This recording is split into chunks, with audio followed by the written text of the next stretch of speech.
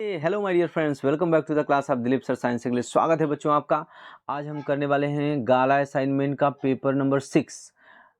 कौन सी class? Standard 12th। अगर आप 12वीं के विद्यार्थी हैं, हिंदी मीडियम के स्टूडेंट हैं या गुजराती मीडियम के स्टूडेंट हैं तो बच्चों ये वीडियो खास आपके लिए है। So without wasting time let's start the video. सबसे पहले बात करेंगे सेक्शन ए की। सेक्शन ए में हमें ट्रू और फॉल्स बताना है बच्चों। Look at the sentence. When we get stressed, जब हम तनाव में होते हैं, we tend to hold our breath or breathe in a shallow way।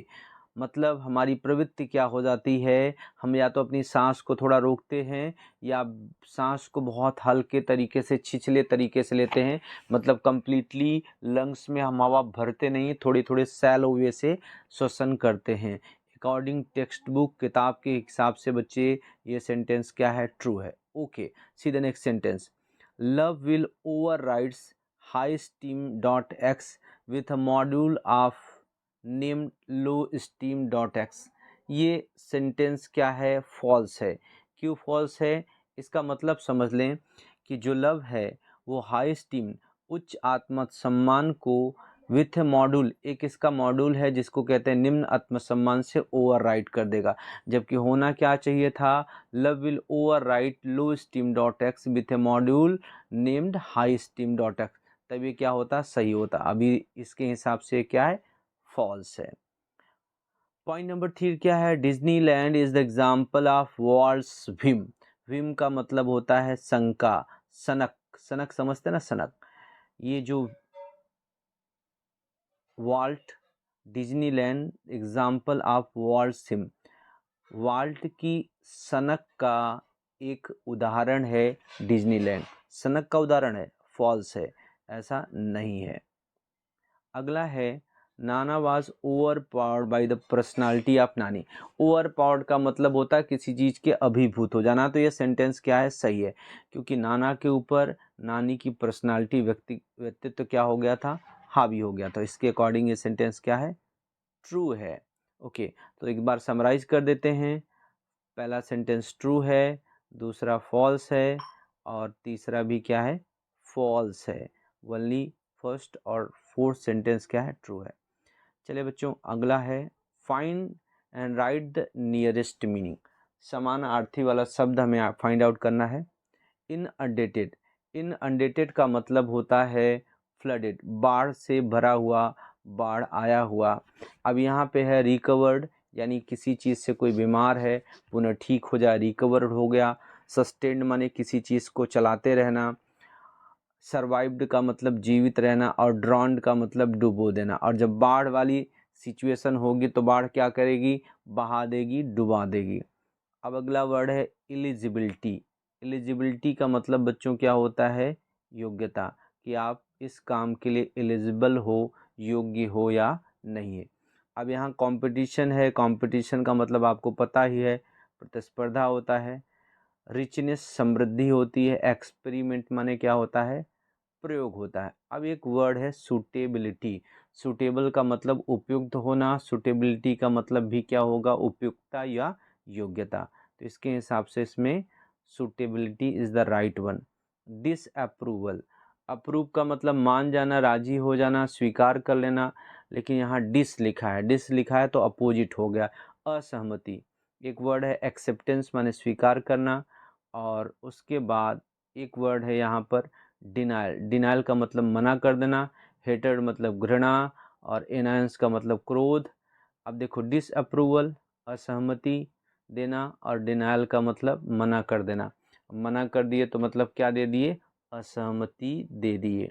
ठीक है, तो इन अनडेटेड का मतलब ड्रॉन्ड हुआ, एलिजिबिलिटी का सुटेबिलिटी और डिसअप्रूवल का denial. Okay, let's move ahead, आगे बढ़ते हैं।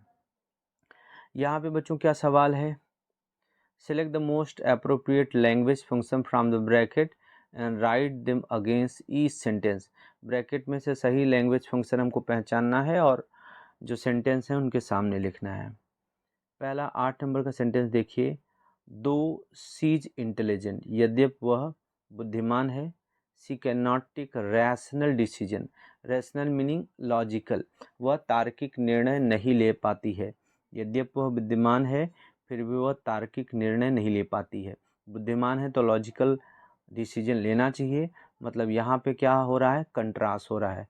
तो 8 नंबर पर कौन सा आएगा, शोइंग कंट्रास्ट। यहाँ पे बच्चे क्या है, कंट्रास्ट है। ओके, यानी पहला क्या है, कंट्रास्ट।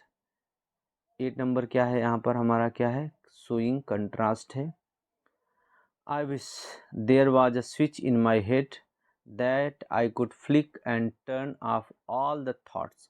काश कि मेरे दिमाग में एक बटन होती और मैं उसे दबाता और सारे चल रहे विचारों को क्या कर देता, बंद कर देता।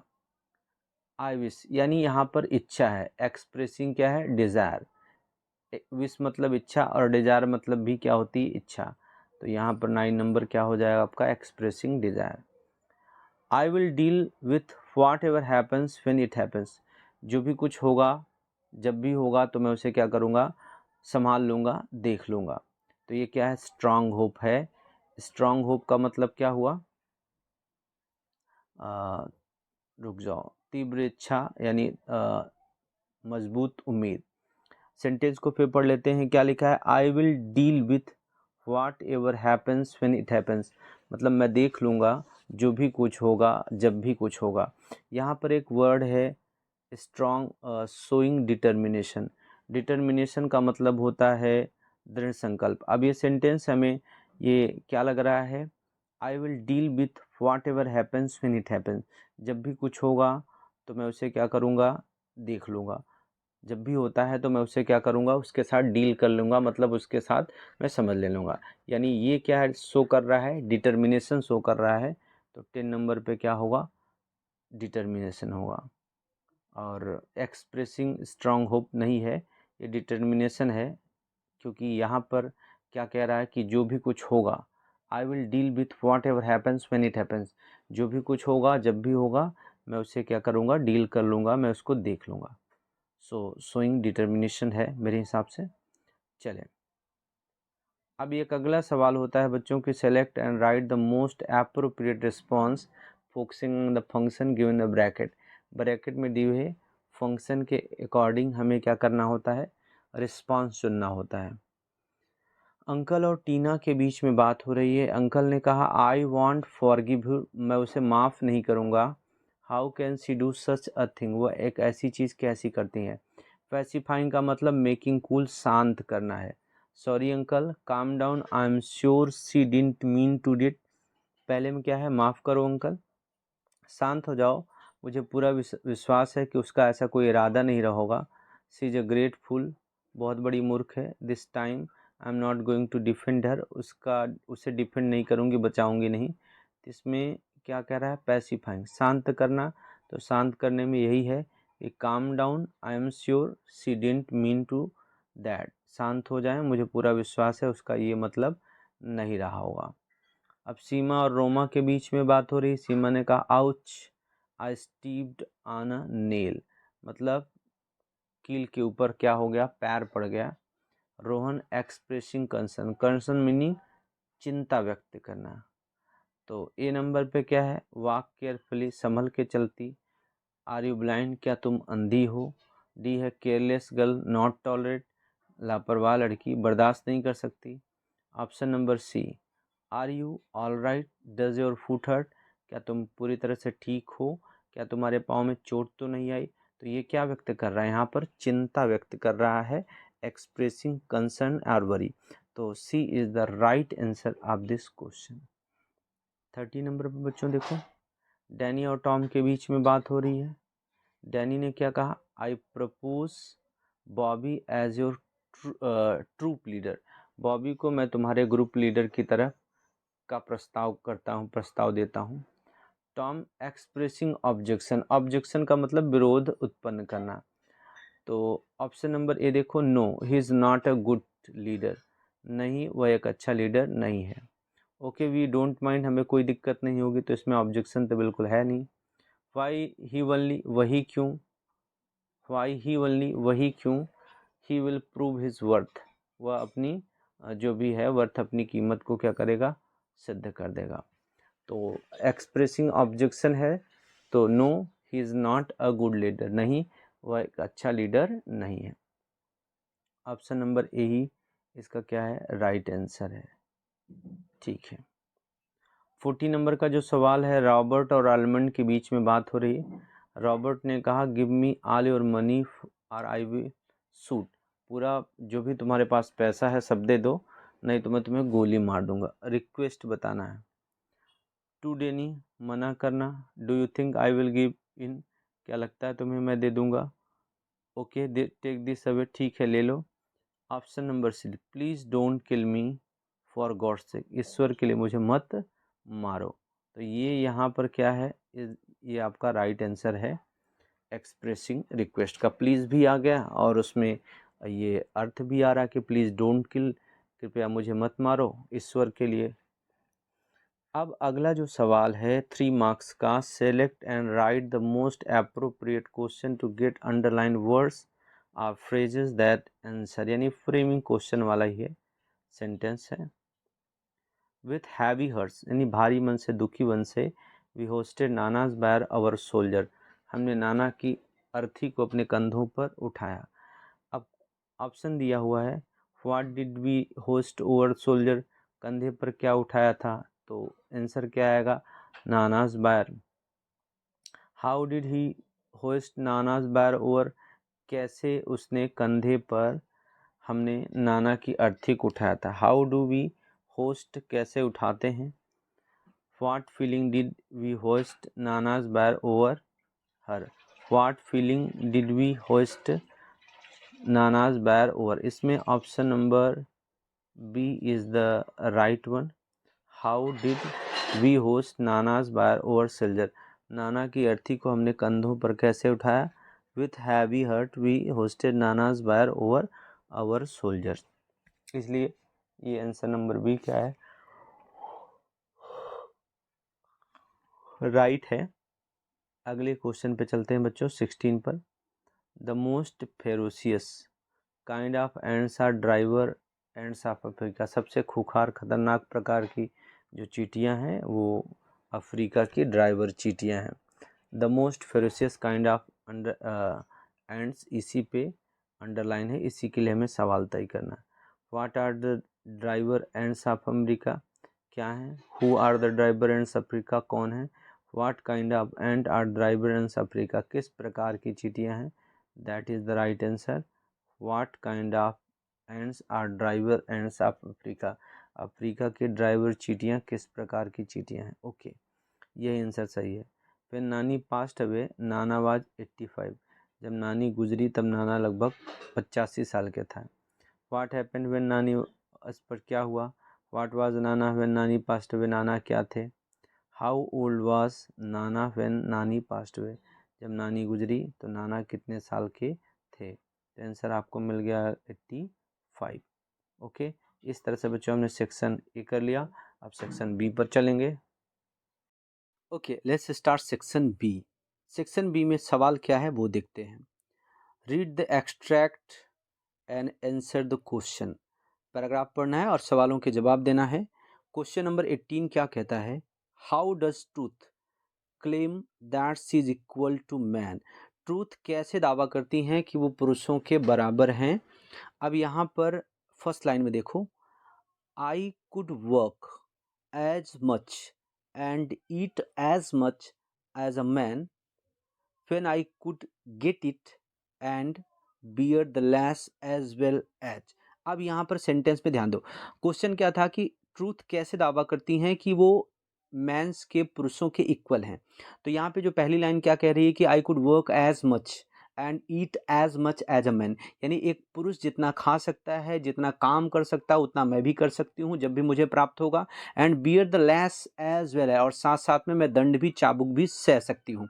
तो इसका क्या मतलब है कि वो भी पुरुषों के बराबर, जब पुरुषों के बराबर काम कर सकती हैं, खा सकती हैं, चाबुक सह सकती हैं जब उन्हें प्राप्त होगा, तो इसका मतलब वो यहाँ पर दावा करती हैं वो इक्वल हैं मेंस के। तो यहाँ पर आपको लिखना कैसा होगा कि how does Truth claim that she is equal to the man. तो आप यहाँ पर सेंटेंस में थोड़ा सा चेंज कर सकते हो। हाउ डज को क्वेश्चन में कट कर दो, क्लेम में एस ऐड कर दो। Truth claims that she is equal to man because, अब आई यहाँ पर है, आई के प्लेस पे आपको लिख देना है she could work as much as and eat as much as a man fin. I की जगह आपको क्या लिख देना है she could get it and bear the lash as well. बस इतना लिख देना है बेटा, आपका ये क्वेश्चन कंप्लीट हो गया।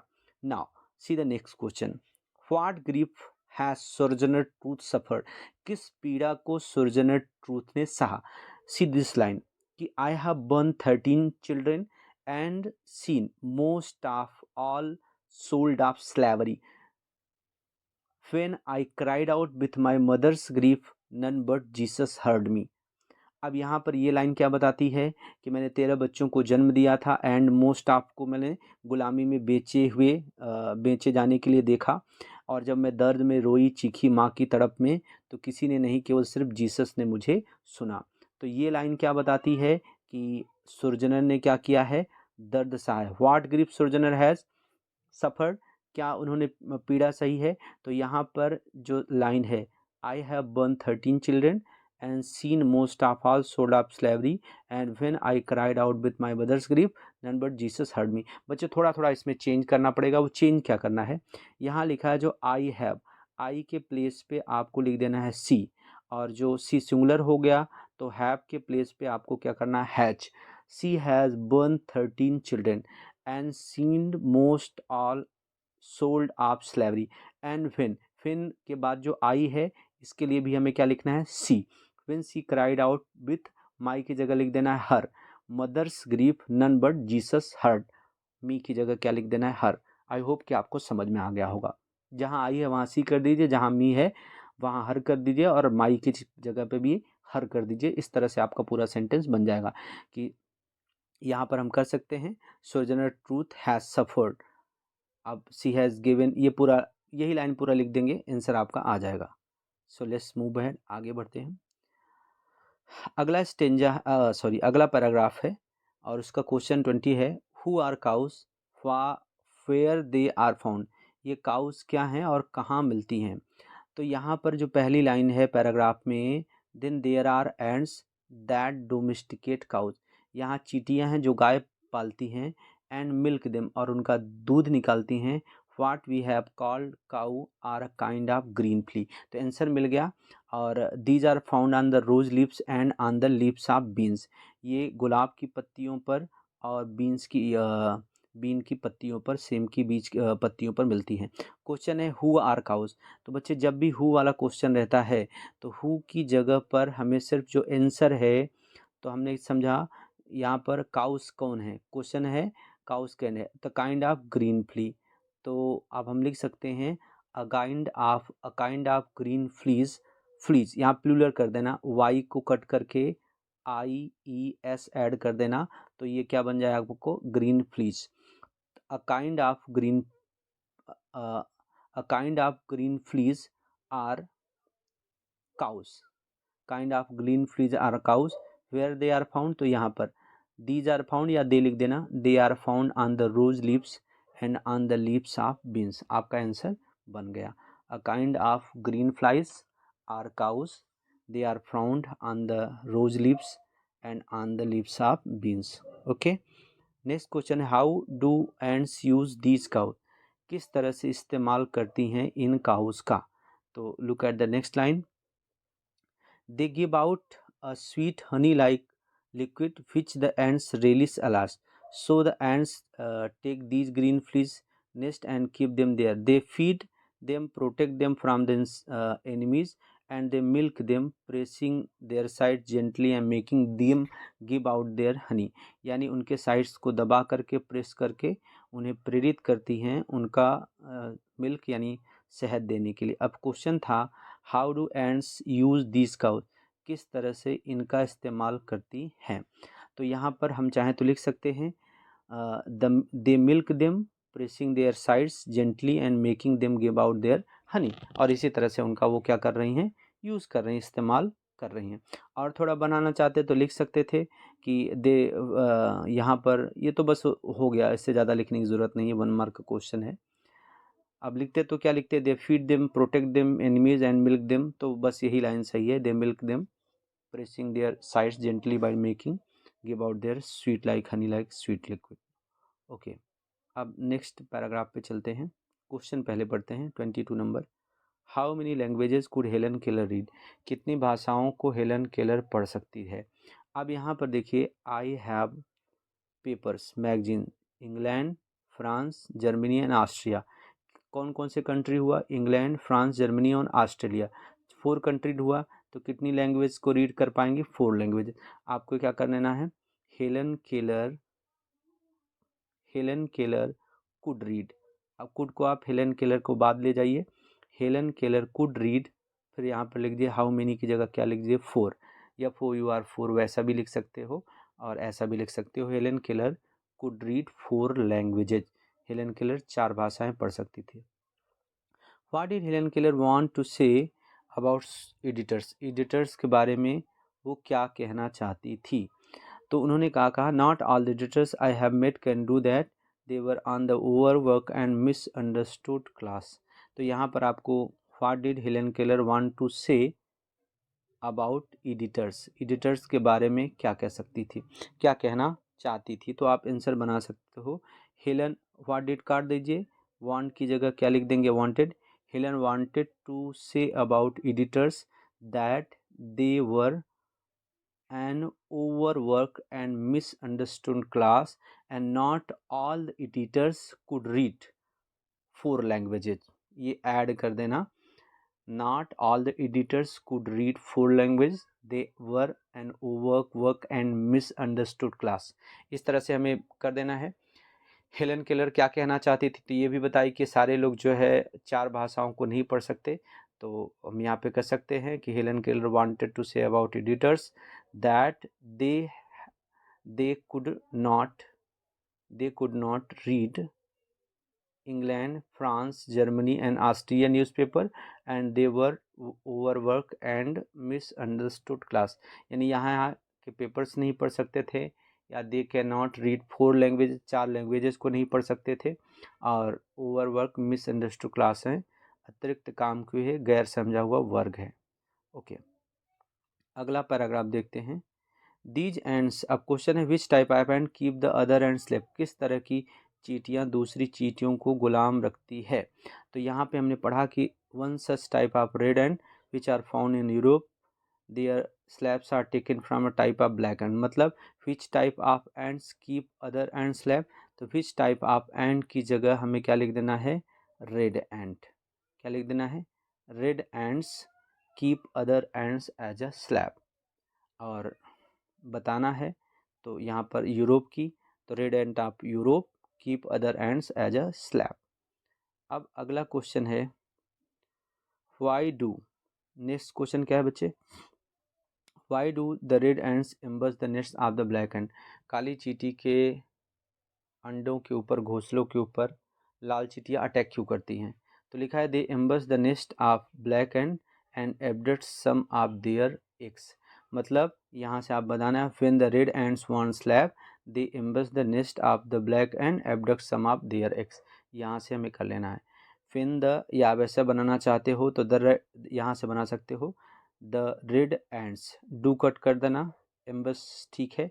The red ant ambush the nest of the black ant abduct some of their eggs, या बनाना चाहो तो ऐसे लिख देना when the red ants want slave they ambush the nest of the black ants and abduct some of their. ये line नहीं लिखोगे तो भी चल जाएगा, और लिख देते दैट इज ओके। इस तरह से इसका भी हो गया। अगला पैराग्राफ, क्वेश्चन है how has the monkey's paw turn into तलिस्मान? कैसे वो तलिस्मान बन गया?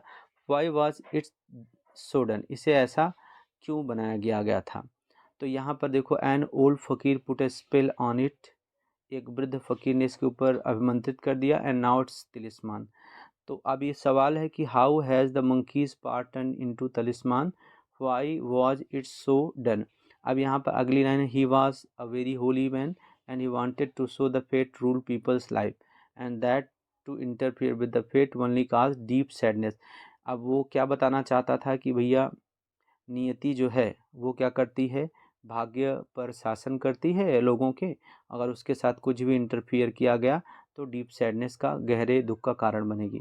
Option how has the monkey's paw turn into talisman, तो यहाँ पर एंड ओल्ड फकीर, देखो an old fakir put a spell on it and it becomes talisman, ऐसे लिख देना।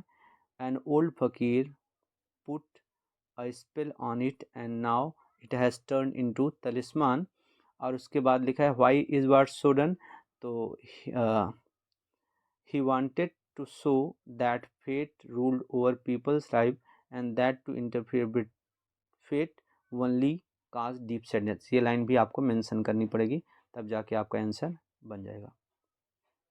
What was its specialty, इसकी खासियत क्या थी, तो यहाँ पर है 3 separate men could have 3 wishes each from it, 3 अलग अलग लोग इससे 3 अलग अलग विश क्या कर सकते थे, मांग सकते थे। That was the speciality of it, या its speciality was that 3 separate man could have 3 wishes each from it, ऐसा भी लिख देंगे तो भी चलेगा।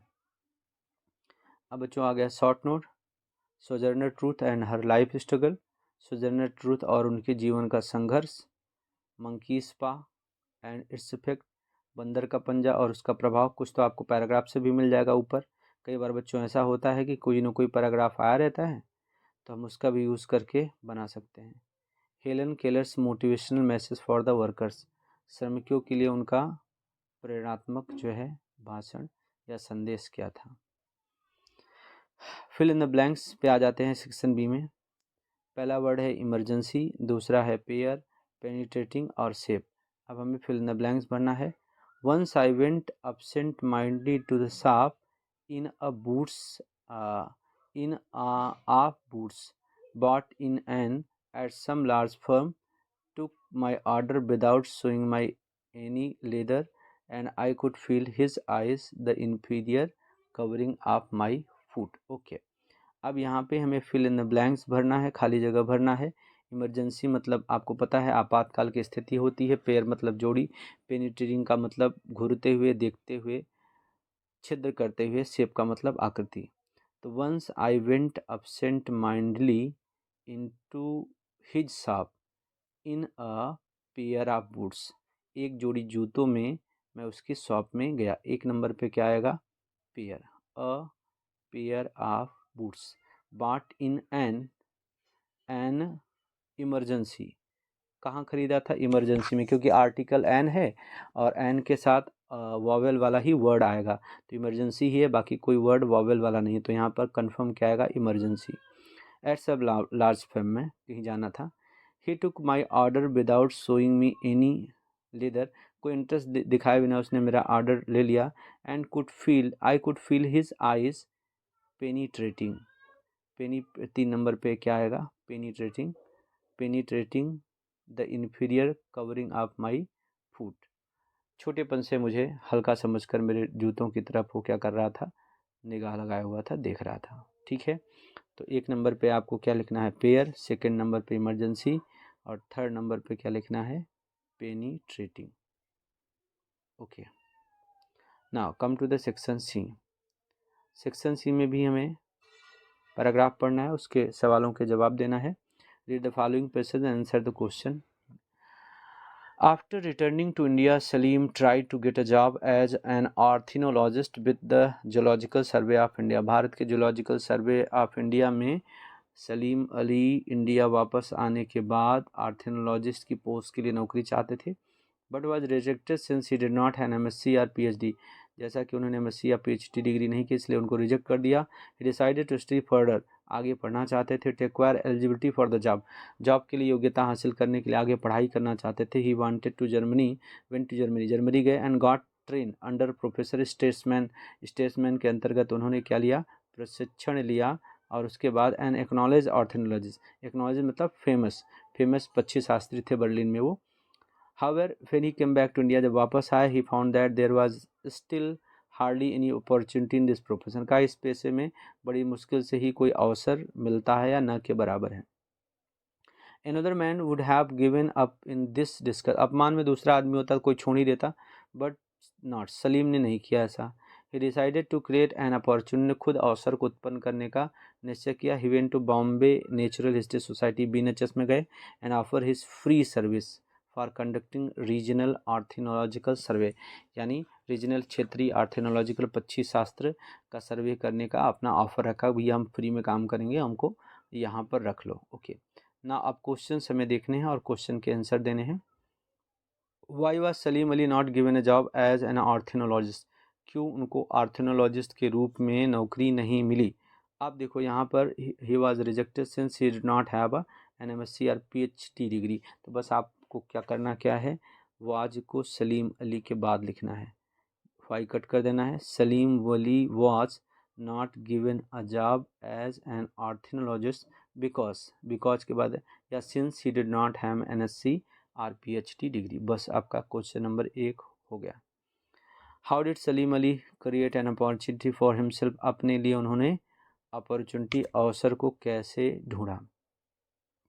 तो यहाँ पर उन्होंने कैसे जोड़ा, ये है आप आखिरी line, he decided to create an opportunity, he went to Bombay natural society and offer his free service for conducting regional ornithological survey. आपको क्या करना है, how did Salim Ali create an opportunity for himself, तो आपको यहाँ से आपको लिखना कहाँ से है कि he went to Bombay natural history society and offer his free service for conducting regional ornithologist, thus he created an opportunity for himself. इस तरह से उन्होंने, या सलीम, यहाँ ही की जगह क्या लिख सकते थे, Salim went to Bombay natural history society BNHS and offer his free service for conducting regional archaeological survey, thus he created opportunity for himself। इस तरह से उन्होंने अपने लिए अवसर को क्रिएट किया। नाउ 35 when did, ये सब सप्लीमेंट्री के क्वेश्चन है बेटा, पैराग्राफ है। when did Lhatoo catch up with Bachendri Pal and Angdorjee, कहाँ पर उनको वो मिले बछेंद्री पाल को। तो पहला ही लिखा है, Lhatoo was following us and caught up with us when we rested below the south summit. अब कहाँ पे, when did Lhatoo catch up with Bachendri Pal and Angdorjee, ये तो यहाँ पे आप लिख देना कि Lhatoo caught up with Bachendri Pal and Angdorjee as when they rested below the south summit, जब साउथ समिट पे रेस्ट कर रहे थे वहीं पर उनको पकड़ लिया, वहीं पहुंच गई। At those Heights what should be normal amount of oxygen that one should, ऊंच ऊंचाइयों पर सामान्य ऑक्सीजन का लेवल क्या रहता है, लिमिट क्या रहती है वो बताओ। तो यहाँ पर आप देखो, Lahato noticed that I had been climbing with the oxygen at about 2.5 liter per minute against the normal 4 for these heights। तो यहाँ पर क्वेश्चन क्या है, at those heights what should be the normal amount of oxygen that one should breathe। तो at, आप answer कैसे बनाओगे, at those heights what cut कर देना, और यहाँ पर आपको what कट करना है, at those heights the normal amount of oxygen should be के बाद क्या कर देना चाहिए, should be 4 litres per minute that one should breathe in, 4 litre per minute किसी को क्या करना चाहिए, सांस लेना चाहिए। या ऐसा कह सकते हो, at those height normal 4 of these heights, मतलब नॉर्मल 4 लीटर पर मिनट लेना चाहिए। अगला है, why did Lhatoo increase the flow of oxygen Bachendri regulator, Bachendri के रेगुलेटर में कैसे उन्होंने क्या किया, ये बढ़ा दिया, रेगुलेटर क्यों बढ़ा दिया। Why did Lhatoo increase the flow of oxygen on Bachendri's regulator because it was 2.5 litre per minute against the normal 4 for these heights. ये लाइन आपको लिखना पड़ेगा, क्योंकि उसके बाद क्या हुआ, बस हो गया। आफ्टर दैट यहाँ पर उनका जो ऊपर चढ़ाई चढ़ने का स्पीड था वो भी क्या हो गया था, बढ़ गया था।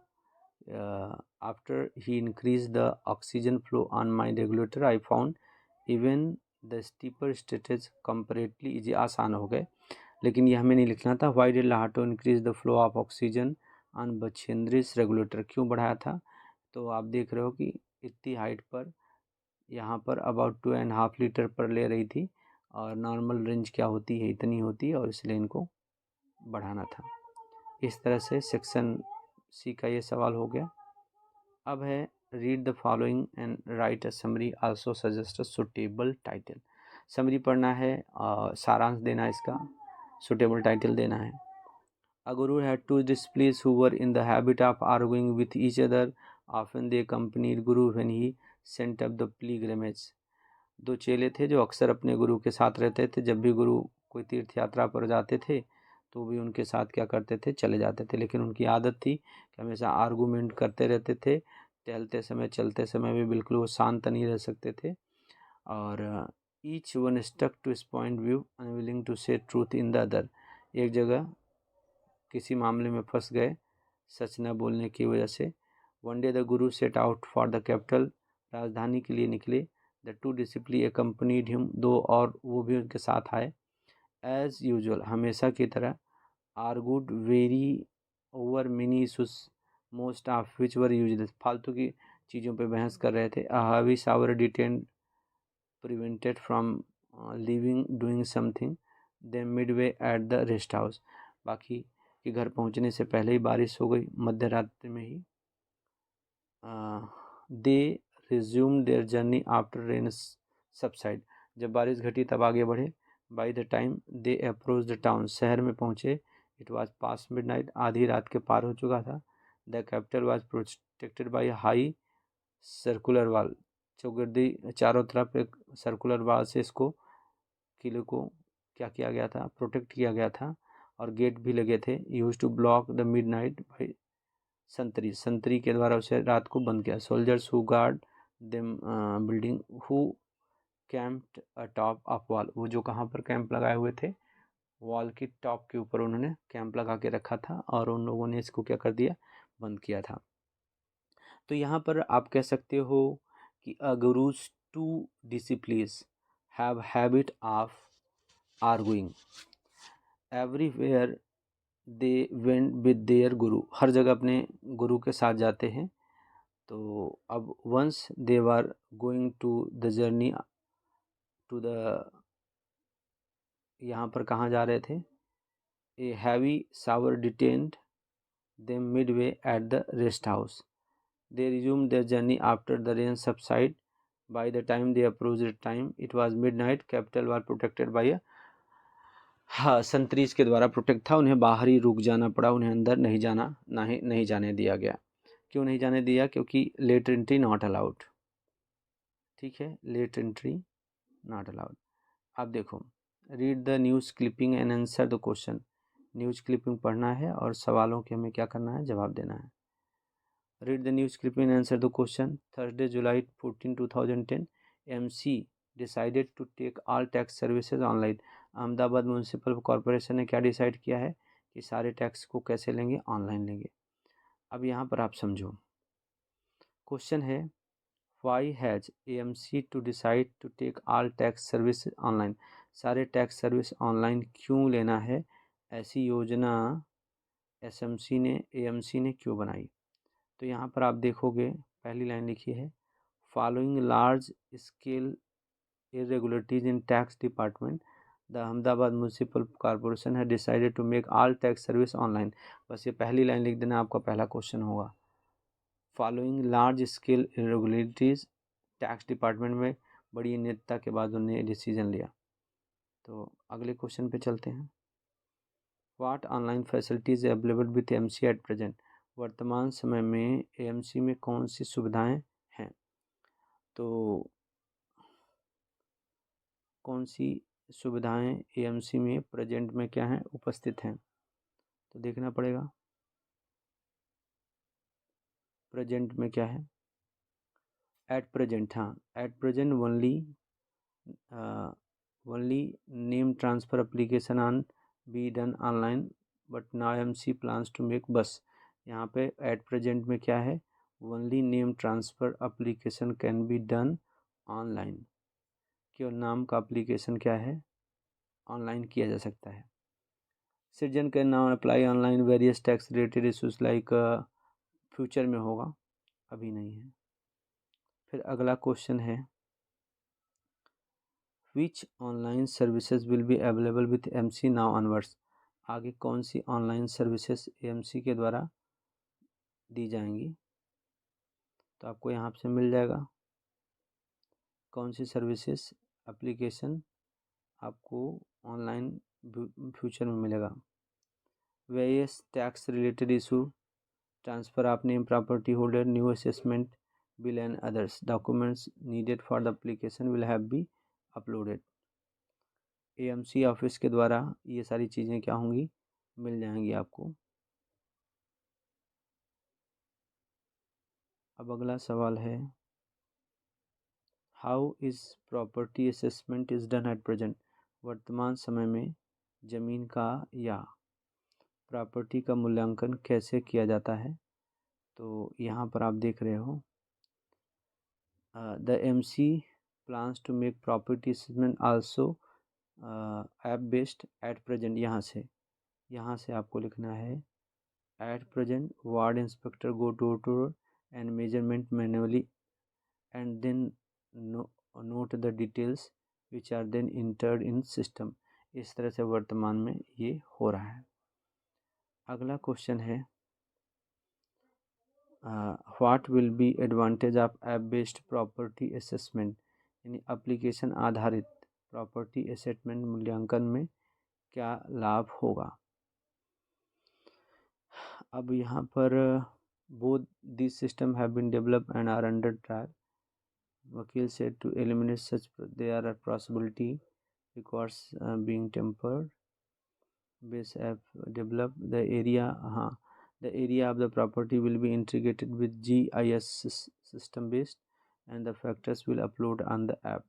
there will be no need of manual noting and data entry। बस यहाँ तक आप लिख देना है, तो इसका आंसर भी क्या होगा आपको मिल जाएगा।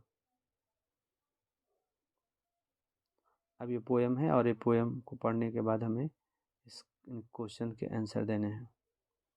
पोएम है, but the blind deep fish that swim in the stream see neither are nor man no fear nor hear his everlasting song. जो ब्लाइंड डीप फिश है, अंधी बहरी मछली है, न तो वो नदी की धारा में तैर सकती है, न ही वो धागे को देख सकती है, न आदमी को दे सकती है, न ही उसके कभी न समाप्त होने वाले गीत को सुन सकती है। अब यहाँ पर क्वेश्चन है, describe the fish as narrated in stanza. Stanza में जैसा फिश को बताया गया उसके बारे में आपको वर्णन करना है। तो आप देख रहे हैं स्टेंजा में फिश को ब्लाइंड डीप बताया गया। The fish was blind and deep, अंधी और बहरी थी।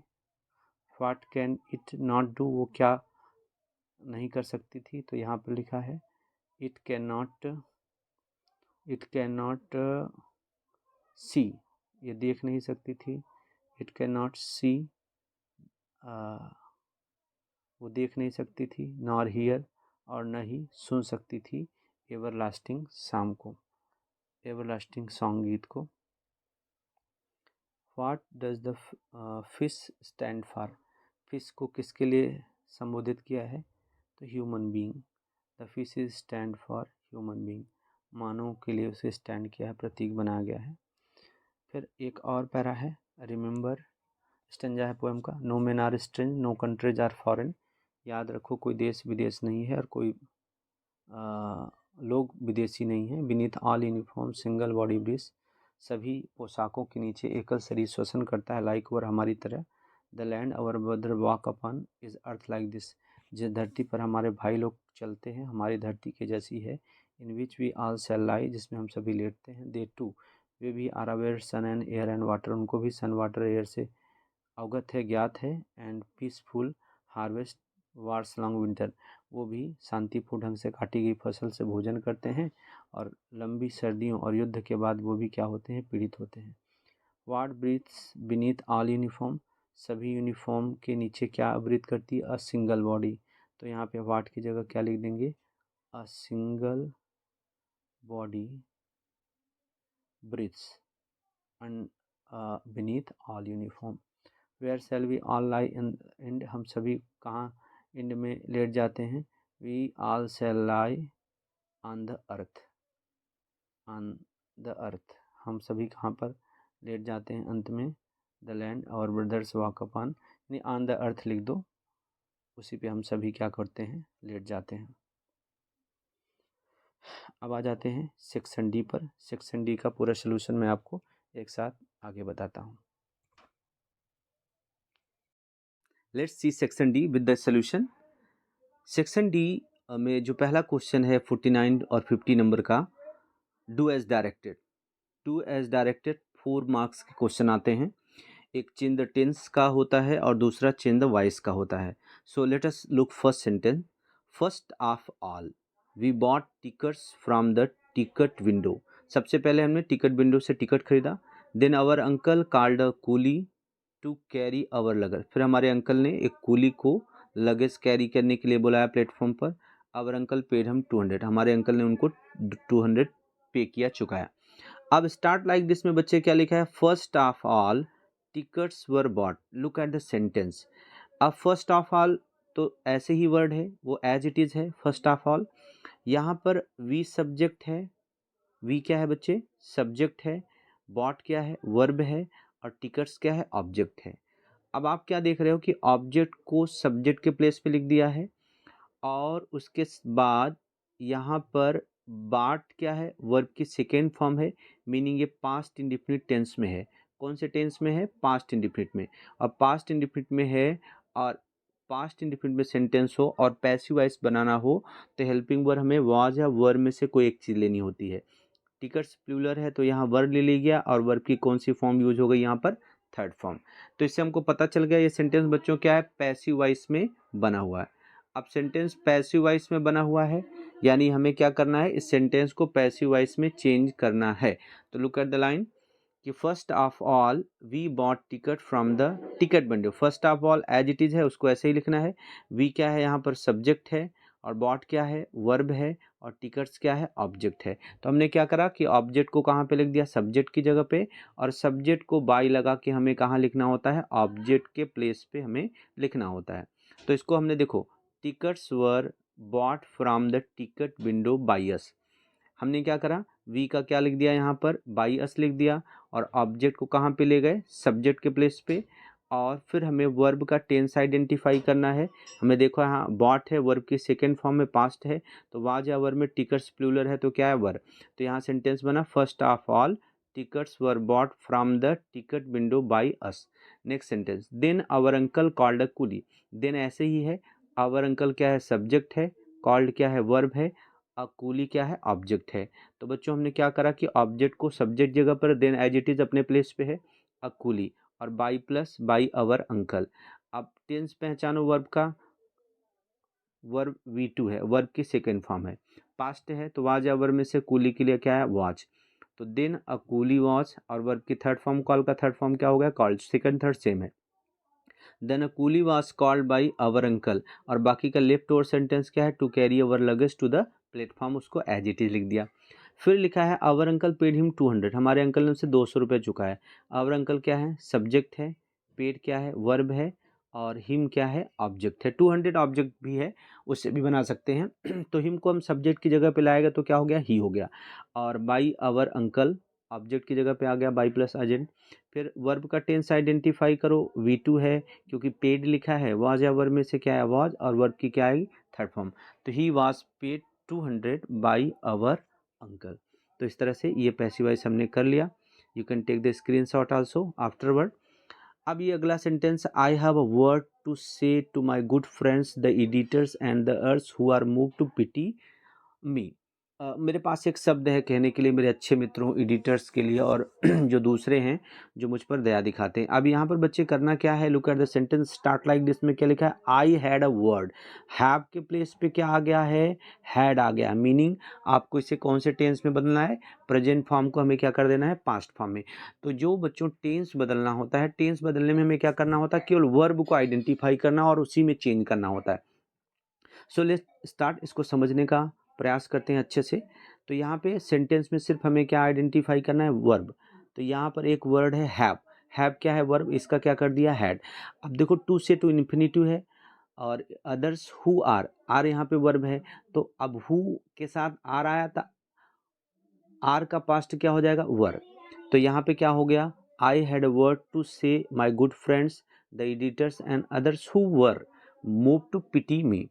सम पीपल आर ग्राइव्ड, आर का पास्ट फॉर्म क्या हो जाएगा वर, तो सम पीपल वर हो गया। बिकॉज दे इमेजिन यहाँ V1 लिखा है, V1 का हमने यहाँ कर दिया V2, इमेजिन्ड हो गया। आई के साथ एम आया है, पास्ट क्या हो गया वाज हो गया। I was in the hands of unpersonal person who pursued, यहाँ पर वर्ड क्या है परस्यूड, V1 है, यहाँ परस्यूडेड कर दिया V2 हो गया। Who persuaded me to adopt unpopular causes, इस तरह से हमने इसमें भी चेंज कर लिया। Okay, render the following dialogue into indirect speech में बदलना है। मनन और श्रेयांश के बीच में बात हो रहा है, यानी हमने समझा लिखा है मनन सेड टू श्रेयांश, क्या मनन सेड टू श्रेयांश में क्या है, मनन ने श्रेयांश को कहा, क्या कहा Manan said to Shreyansh, hey buddy did you watch the IPL match yesterday, अरे दोस्त क्या तुमने IPL मैच कल देखा था। श्रेयांश ने कहा yes I am cricket KG, हाँ मैंने देखा था, मैं क्रिकेट केजी हूँ, क्रिकेट का दीवाना हूँ, यूँ तुम्हें पता है। फिर कहा Kohli played the game marvellously enough to make his team, Kohli बहुत बढ़िया खेला था, बहुत शानदार तरीके से गेम खेला था, इतना शानदार पर्याप्त तरीके से खेला था कि उसकी टीम को वो क्या कर सकता है, यानी उसने जिता दिया। ओके, अब यहाँ पर बच्चे डायरेक्ट को इनडायरेक्ट में टर्न करते समय सबसे पहले हमें आइडेंटिफाई करना है कि कौन बोल रहा है और कौन सुन रहा है। तो उसका सिंपल फंडा है कि जिसके सामने बात लिखी है वो सेंटेंस वो क्या रहा है, वो कौन है, बोलने वाला है। जैसे ये वाला सेंटेंस आप देख पा रहे हो, तो इसमें मनन क्या है स्पीकर है और श्रेयांश क्या है लिसनर है। ये सेंटेंस को हम समझेंगे, ये लिखा है कि मनन सेड टू श्रेयांश हे बडी। अब जब से हे आ जाए, हेलो आ जाए, तो यहाँ पर मनन अपने दोस्त को ग्रीट कर रहा है, अभिवादन कर रहा है, तो सेड टू को हमने टर्न कर दिया ग्रीटेड में, यानी मनन ग्रीटेड श्रेयांश। अब हे बड़ी वर्ड कट गया क्योंकि उसके बदले क्या आ गया ग्रीटेड। और उसके बाद दूसरा है did you watch IPL match yesterday, कौन सा मार्क आया क्वेश्चन मार्क। जब भी क्वेश्चन मार्क आए तो बच्चों सेड टू को हम चेंज कर देते हैं आस्क्ड में। तो यहाँ पर हमने एंड, क्योंकि आगे का सेंटेंस है तो एंड आज से इसे क्या कर दिया जोड़ दिया, इस सेंटेंस को हमने क्या कर दिया एंड आस्क्ड से जोड़ दिया। क्यों एंड आस्क से जोड़ दिया, क्योंकि यहाँ पर इंट्रोगेटिव सेंटेंस है एंड आस्क। अब डिड को हमें सब्जेक्ट के बाद ले जाना होता है, यू वॉच। अब डिड को जो कि ये हेल्पिंग वर्ब है, यहाँ पर ये हेल्पिंग वर्ब से स्टार्ट हुआ है तो उसको लीव कर देंगे। हमें ये जाना है कि हमारी जो वर्ब वॉच है वो कौन से टेंस में लिखी है, वो हमारी पास्ट टेंस में लिखी है, ऐसा समझना है। डिड के बदले हैड और V3 हो जाता है। तो यहाँ पे क्या हो गया had watched the IPL match the previous day, yesterday का हमने क्या कर दिया द प्रीवियस डे। तो क्या चेंज करा, Manan greeted Shreyansh and asked if he had watch the IPL match the previous day. अब श्रेयांश सेड टू मनन, श्रेयांश ने मनन से कहा यस। अब क्वेश्चन का आंसर यस में दिया जाए तो रिप्लाइड इन द पॉजिटिव या रिप्लाइड इन द अफर्मेटिव या रिप्लाइड पॉजिटिवली लिखते हैं यस के लिए। तो श्रेयांश सेड टू मनन को हमने टर्न कर दिया Shreyansh replied in the positive, और उसके बाद कंजक्शन लेना होता है दैट, असर्टिव है तो दैट ही आएगा, और सब्जेक्ट और वर्ब लेना होता है ऊपर वाले सेंटेंस से। ऊपर वाला सेंटेंस क्या है यहाँ पे आप देखो ही हैड है ना, बस इतना ले लेना है एंड ही हैड, मतलब इसका क्या हुआ कि श्रेयांश ने सकारात्मक जवाब दिया कि हाँ उसने मैच क्या किया था देखा था। अब उसके बाद फिर क्या लिखा है, उसके बाद क्या लिखा है कि IPL match the previous day that he had and उसके बाद क्या लिखा है आई एम क्रिकेट क्रेजी, मैं क्या हूँ क्रिकेट का क्रेजी हूँ, क्रिकेट का दीवाना हूँ। तो इसमें आपको करना क्या है, क्रिकेट क्रेजी हो तो कोई दिक्कत नहीं, ये स्टेटमेंट कैसा है पॉजिटिव है, तो इसको हम एंड एडेड दैट से हमने इसको क्या कर दिया जोड़ दिया। और आई फर्स्ट पर्सन है स्पीकर के हिसाब से बदलेगा, श्रेयांश के लिए क्या आ गया, श्रेयांश के लिए आ गया ही, क्योंकि लड़का है सिंगुलर है तो ही आ गया। EJMR का पास्ट क्या हो गया यहाँ पर वाज हो गया, ही वाज क्रिकेट केजी कोमा। फिर उसके बाद क्या लिखा है कि यू नो कॉमा करके है तो कुछ हमें जोड़ना नहीं है, फुल स्टॉप होता और and added that further tell करते। यू सेकंड पर्सन सुनने वाले के हिसाब से क्या हो गया ही, और नो का सेकंड फॉर्म क्या हो गया न्यू।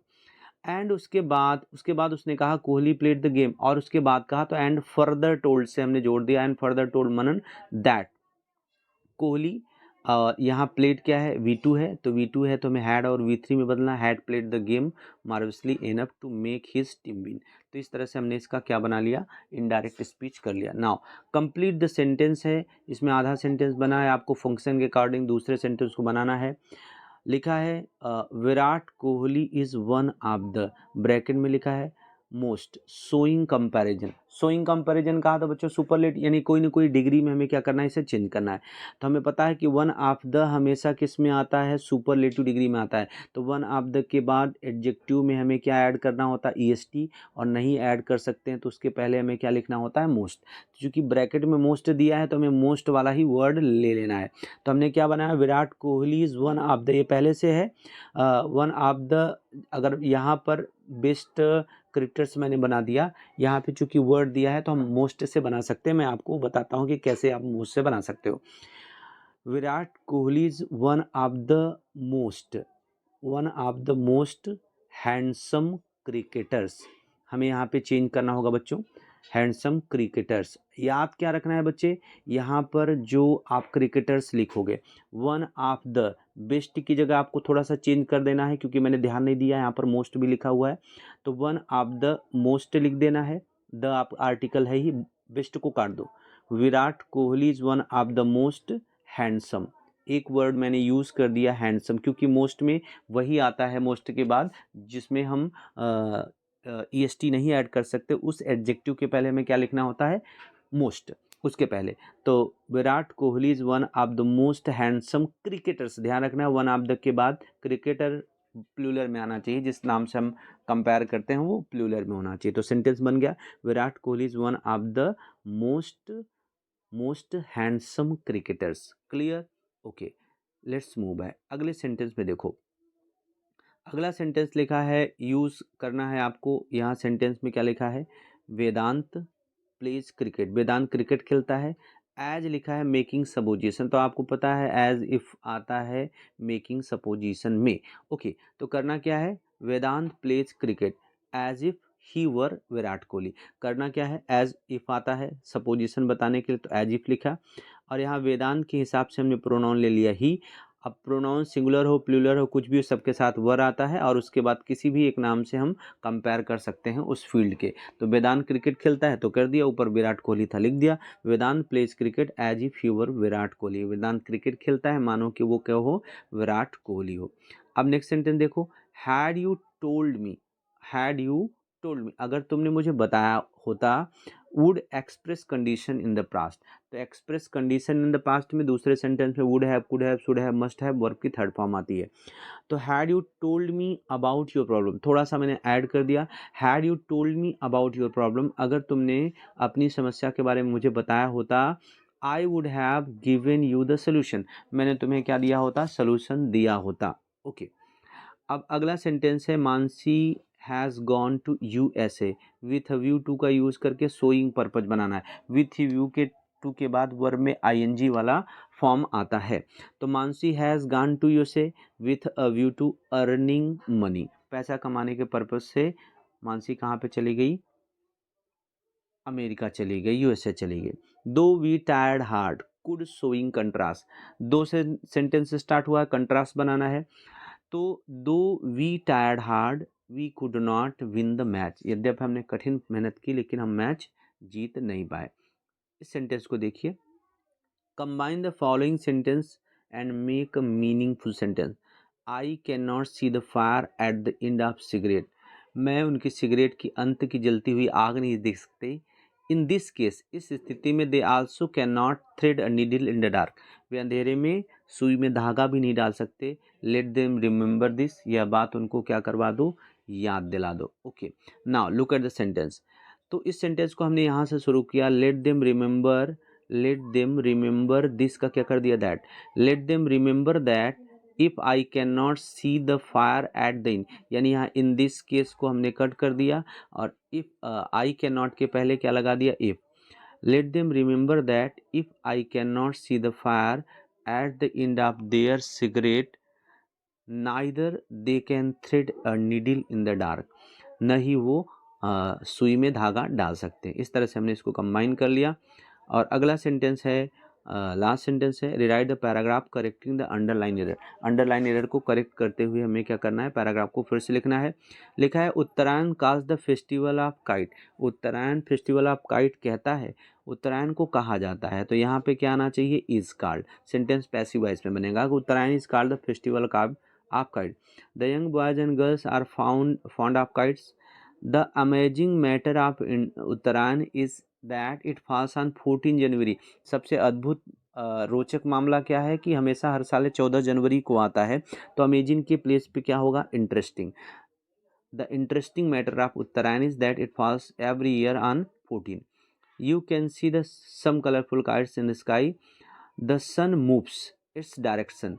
इसकी दिशा को बदलता है, तो मूव्स की जगह क्या होगा, changes. The sun changes its direction. सूर्य क्या करता है, नॉर्थ में अपनी डायरेक्शन को चेंज करता है।